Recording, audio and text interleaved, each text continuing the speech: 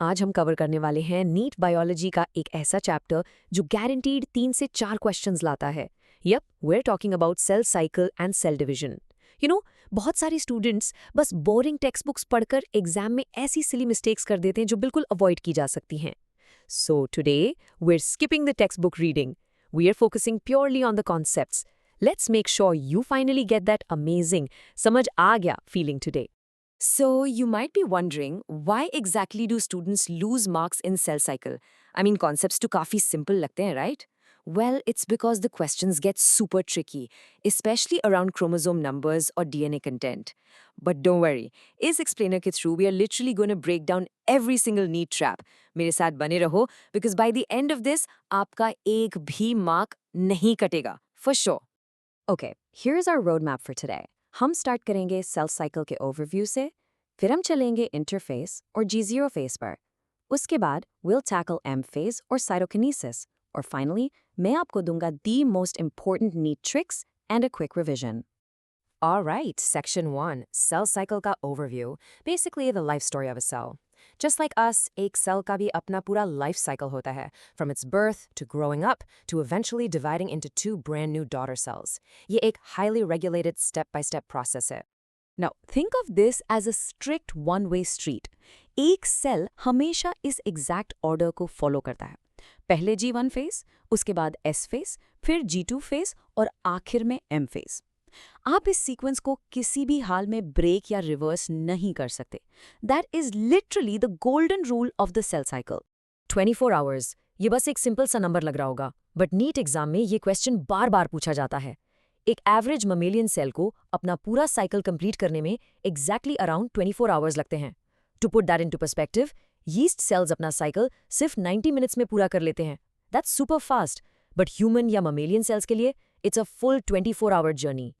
Let's break down those 24 hours, because this is where it gets interesting. Interphase अकेले लगभग 23 hours ले लेता है. Guys, that is 95% of the total time. जो actual division है ना, यानी M phase, it only takes about 1 single hour. So the actual division is the quickest part, while the cell spends maximum time just preparing for the big event. So here is a major exam tip for you. The average cell cycle span of a mammalian cell is exactly 24 hours.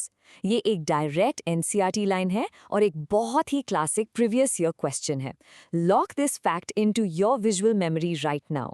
Moving on to section 2, G0, the resting phase. Inactive but very much alive. सारी cells normal G1, S, G2 का रास्ता follow नहीं करते हैं। कुछ special cells इस cycle से थोड़ा एग्जिट ले लेते हैं और इस G0 स्टेट में चले जाते हैं। Let's see exactly how this works.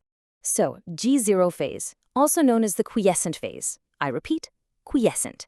ये एक ऐसी यूनिक स्टेट है जहां सेल डिवाइड करना बिल्कुल बंद कर देता है। जैसे हमारे ब्रेन के मैच्योर न्यूरॉन्स या हार्ट के मसल सेल्स, ये परमानेंट G0 में रहते हैं। But the absolutely crucial point here is they are still metabolically active and fully functioning. They just aren't dividing anymore. Now listen carefully, because NTL loves to trap you here. G0 cells are not dead. They are simply not dividing. ये एक बहुत ही common myth है। Examiners definitely try to trick you in the options by saying the cell is dead. बिल्कुल नहीं। The cell एकदम जिंदा है और अपना नॉर्मल काम परफेक्टली कर रहा है। Alright, section 3. Interphase, the preparation phase. Actually, पुराने ज़माने की बुक्स में ना इसको resting phase कहा जाता था। But scientifically, that is completely wrong. ये सेल साइकिल का सबसे बिजिएस्ट फेज होता है, जहां मैसिव बायोकेमिकल प्रिपरेशंस चल रही होती हैं। Let's quickly compare the 3 parts of interphase, G1, S और G2। G1 में सेल ग्रो करता है, फिर आता है S फेज, जिसका मेन इवेंट है DNA रेप्लिकेशन, और G2 में डिवीजन के लिए जरूरी प्रोटीन्स बनते हैं। Now notice the DNA content carefully. G1 में अमाउंट 2C है, लेकिन S फेज आते ही वो डबल होके 4C हो जाता है। But here is the kicker. The chromosome number remains exactly the same across all 3 phases. This right here, यहाँ maximum बच्चे गलती करते हैं। So S phase का ये golden trick हमेशा याद रखो। The DNA content physically doubles from 2C to 4C, but the chromosome number stays exactly the same. मतलब अगर एक ह्यूमन सेल में 46 क्रोमोसोम्स है G1 में, तो S phase क्रॉस करने के बाद भी उसमें 46 क्रोमोसोम्स ही रहेंगे। No change at all. Let's lock in those S phase events for maximum retention. First, DNA replication occurs. Second, and I'll say it again because NTA will test this, chromosome number remains the same. Third, DNA content doubles. Fourth, histone protein synthesize होते हैं. और fifth, animal cells में centrosome का duplication भी S phase में ही शुरू होता है. Got it? Awesome. Okay, time for some action. Section 4. M phase and cytokinesis. The actual division.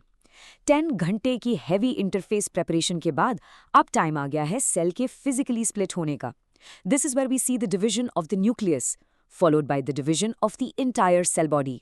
Mitosis basically एक इक्वेशनल डिवीजन है, मतलब क्रोमोसोम नंबर बिल्कुल आइडेंटिकल रहता है from the parent cell straight to the daughter sales.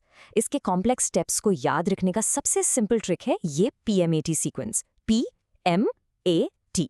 That's prophase, उसके बाद metaphase, फिर anaphase और finally telophase.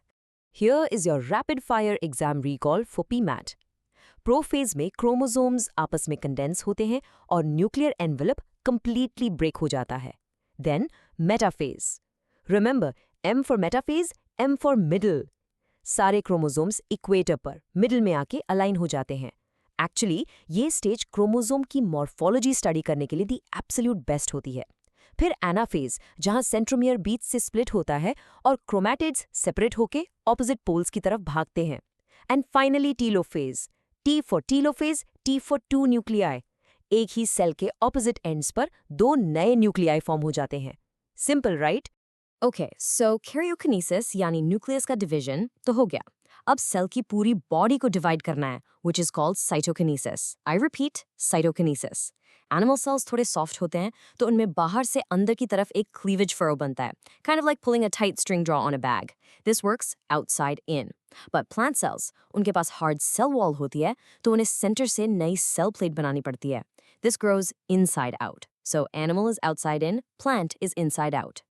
Another golden neat tip coming your way. Keep this key difference super clear.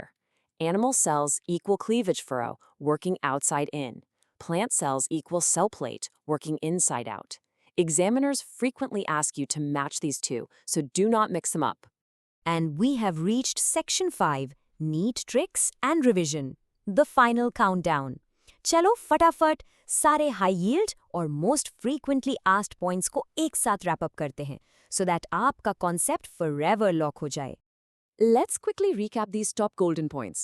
Point 1, average mammalian cell cycle is exactly 24 hours. Point 2, interphase consumes a massive 95% of the cycle. Point 3, and this is the biggest trap, S phase में DNA doubles but chromosomes number remain exactly the same. Point 4, G0 state वाले cells metabolically active होते हैं, they are not dead. And point 5, to study chromosome structure, always choose the metaphase stage. See, cell cycle कितना logical और super scoring topic है जब आप इसे एकदम सही structure से समझें. Next time you get a paper cut on your hand, just think about it. Millions of your cells are instantly rushing out of G0 and sprinting through PMAT right at that very moment to heal you. Pretty amazing. Keep revising, completely avoid those tricky NTA traps, and all the best for your NEET exam. You're gonna crush it.